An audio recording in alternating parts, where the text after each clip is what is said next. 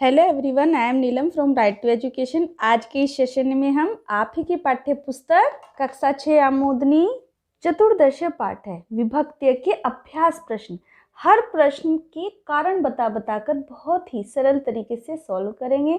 आइए स्टूडेंट्स, अब डिटेल में सॉल्व करते हैं। अभ्यास है। पहला प्रश्न है, प्राय शब्दांत चित्वा लिखत। इन शब्दों के पर्यायवाची लिखने हैं। पर्यायवाची शब्द क्या होते हैं? एक ही अर्थ रखने वाले शब्द एक दूसरे के पर्यायवाची शब्द कहलाते हैं। जैसे माना खग है, खग को हम और किस नाम से बुला सकते हैं, तो वो उसका पर्यायवाची होगा। देखिए स्टूडेंट्स, ऊपर शब्द लिखे हुए हैं और नीचे की लाइन में इनके पर्यायवाची लिखे हैं। चाहे तो आप उनको मिलान कर दीजिए, चाहे उन्हीं के सामने लिख दीजिए। तो खगा का मतलब होता है हिंदी में पक्षी। देखिए इसका पक्षी ही दिया हुआ है इसका पर्यायवाची, तो यहाँ लिख दीजिए पक्षी। सेकंड है उद्यानम। उद्यानम का मतलब होता है बगीचा, और इसमें दिया है उपवनम। ये लिख दीजिए। थर्ड है पुष्पम। पुष्पम का मतलब होता है फूल, इसका पर्यायवाची यहाँ दिया है कुसुमम।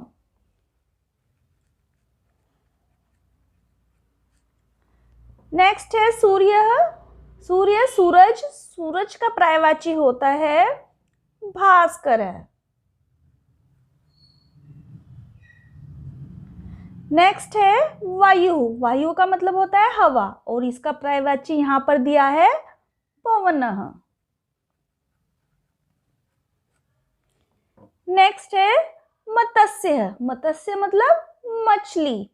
ये सभी आपके इस चैप्टर में भी आ चुके हैं, और इसका पर्यायवाची होगा मीन।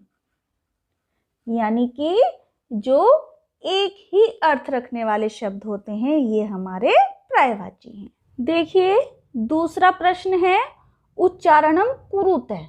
उच्चारण करना है, ये बालक का रूप दिया हुआ है। स्टूडेंट्स ये जरूर करना है आपको, क्योंकि जो अभ्यास प्रश्न दिए हैं आपके विभक्ति और वचन के ऊपर ही दिए हुए हैं, जिसपे पूरी अभ्यास आपकी डिपेंड है। तो एक बार इसका उच्चारण कर लेते हैं, फिर आपको अभ्यास करने में आसानी रहेगी।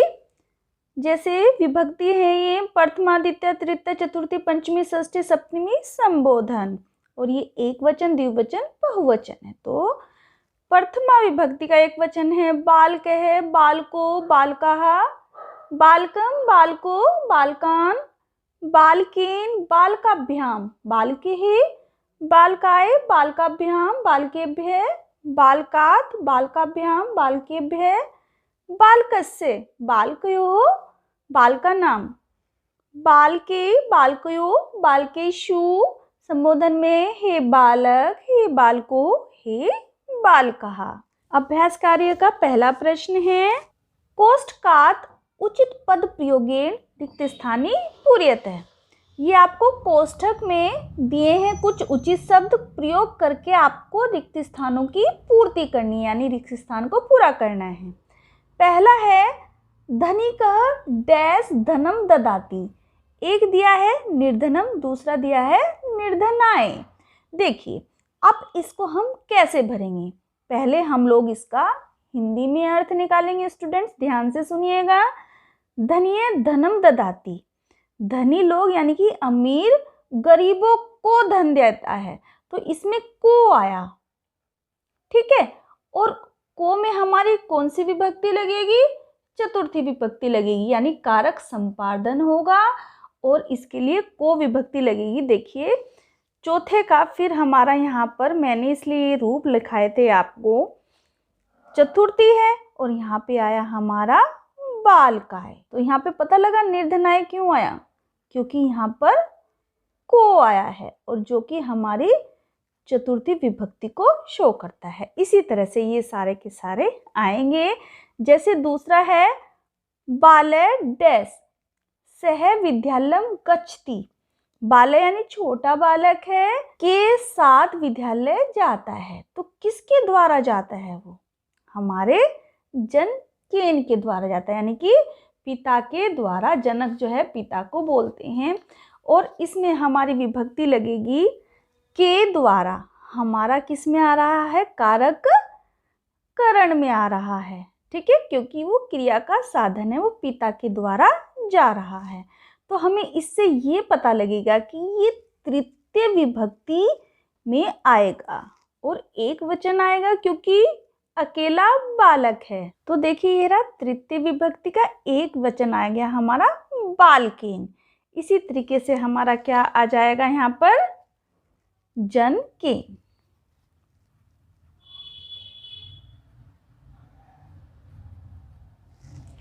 नेक्स्ट है माता डैश जलम आनयति।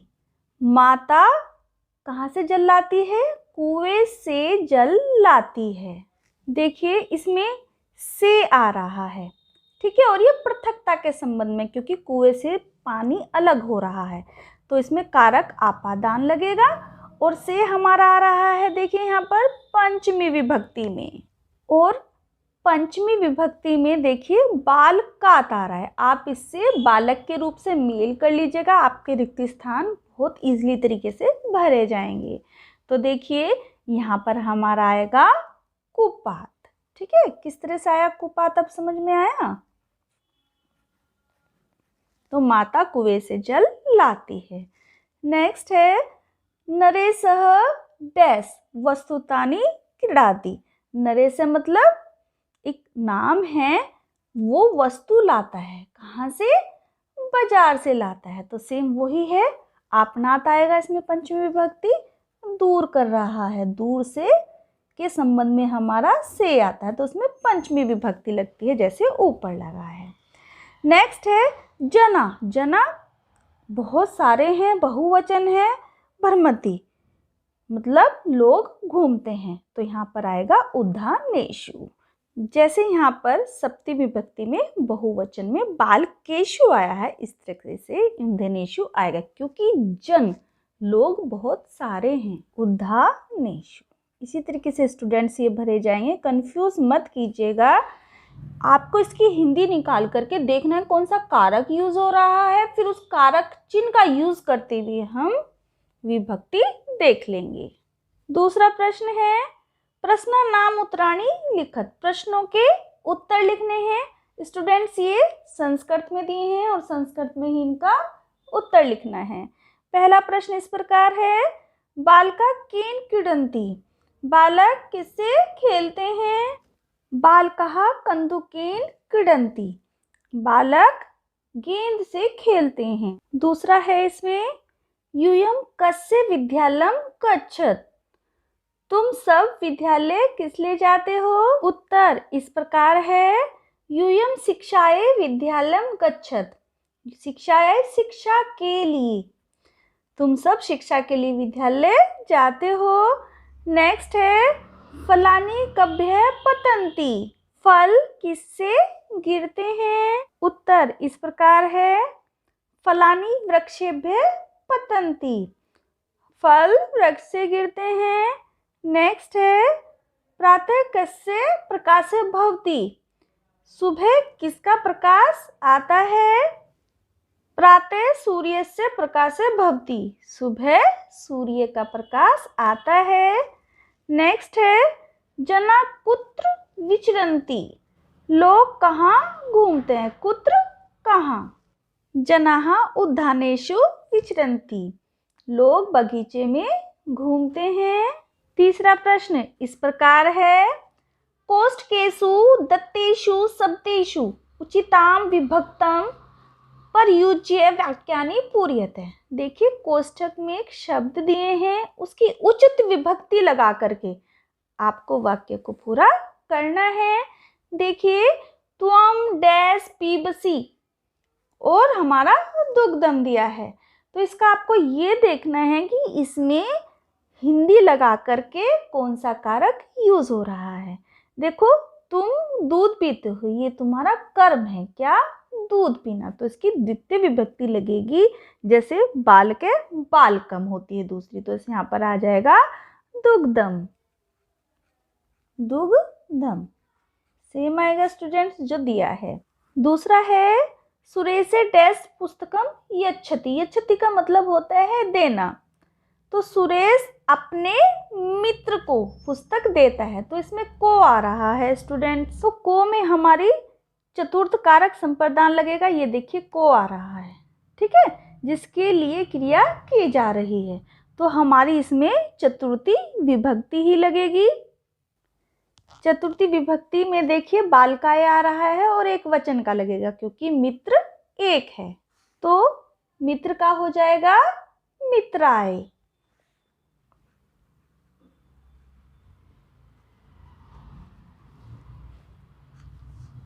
नेक्स्ट है पीयूषे डैश सह गच्छति। गच्छति का मतलब होता है जाना।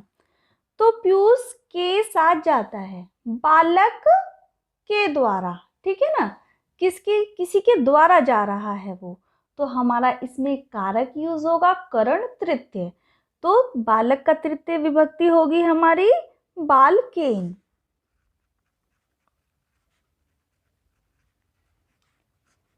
नेक्स्ट है नदी डैश प्रभवती। नदी और पर्वत दिया हुआ है, तो पर्वत से बह रही है, यानी कि पृथक्करण के रूप में आएगा।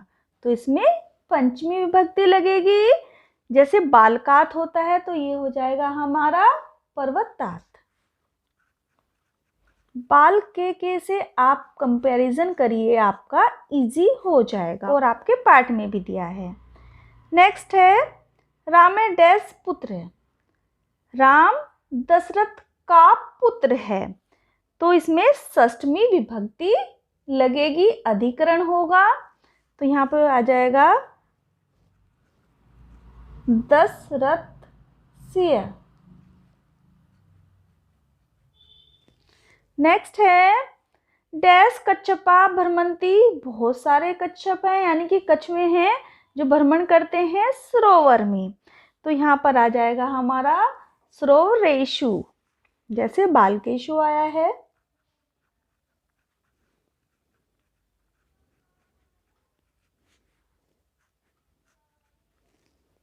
लास्ट प्रश्न है चौथा, अधोलिखितान पदानाम विभक्त्यम वचनम लिखत। ये जो नीचे लिखे हुए हैं पद, इनकी आपको विभक्ति लिखनी है और वचन लिखने हैं। यथा मतलब जैसे करके भी दिया हुआ है। उद्मेन, उद्मेन हमारी तृतीया विभक्ति है और एक वचनम है। इसी तरह से सिंहस्य है, सेम वही बालक के से कंपैरिजन कर लेंगे। देखिए षष्टमी हमारी विभक्ति है और ये बालकस्य आ रहा है, जैसे हमारा सिंहस्य आ रहा है, और एक वचन का है। इसी तरह से आपको सारे करने हैं। तो हमारी इसमें विभक्ति हो जाएगी षष्ठी, और वचनम हो जाएगा एक वचनम। नेक्स्ट है मृगा। ये हो जाएगा हमारा प्रथमा का बहुवचन, जैसे बालकहा होता है, बाल के बाल को बालकहा। तो ये हो जाएगा प्रथमा बहुवचनम। नेक्स्ट है विद्या।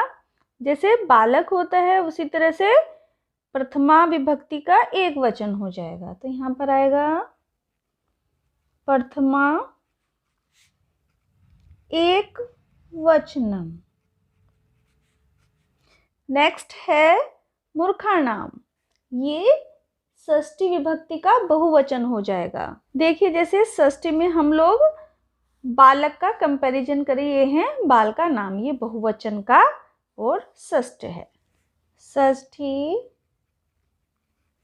और ये हो जाएगा बहुवचन।